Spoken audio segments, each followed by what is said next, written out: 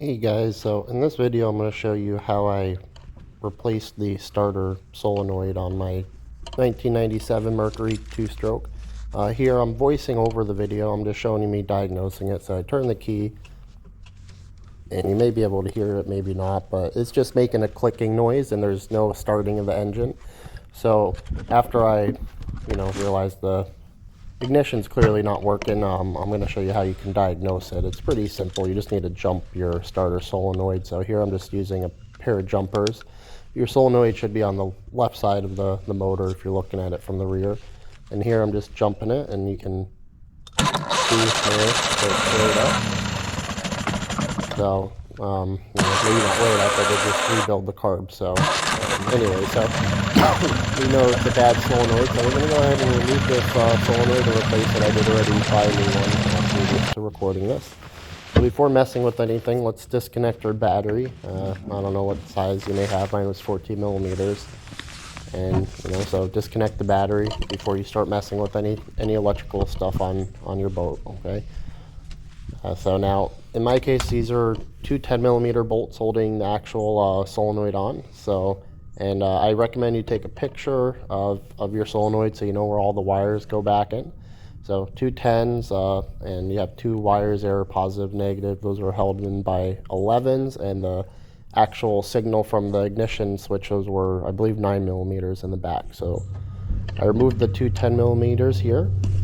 And now I'm going to remove the positive and negative, or not positive, negative, sorry, the power that's going to the solenoid and the power going to the actual starter. These were 11 millimeters, so remove those. My kit did come with new nuts, so I didn't reuse those. So anyways, and after you remove those, it should be easy to kind of jiggle it out there so you can get access to the other wires. So again, keep note of where the wires are. In my case, I believe the black wire is on top and there's a yellow wire on the bottom. So those were 9 millimeters. I'm going to go ahead and take those off.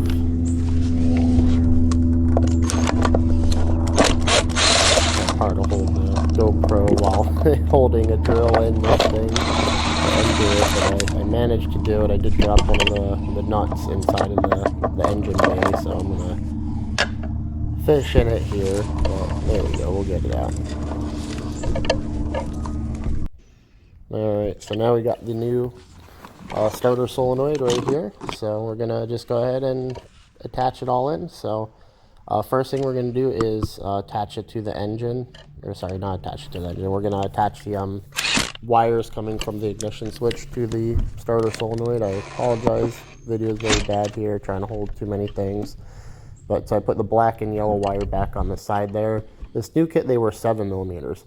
And here off the old solenoid, you see I remove these spacers. I had to grab some pliers and yank it out, because otherwise a 10 millimeter bolt would be too long to reattach to the starter. So you can either buy a shorter bolt or use a spacer.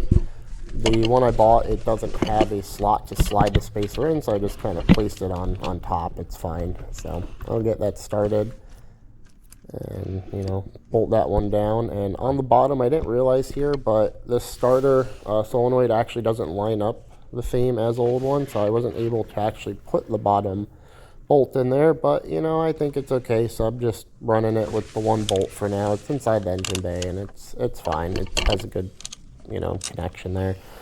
Then I'll go ahead and now reattach the power wires, one going to the solenoid and the one going to the starter, and finished it all up. Bolted everything back down, put the cowling back on the top, and we'll make sure to hook the battery back up there. And after we get the battery, I'll show you that it should start right up here.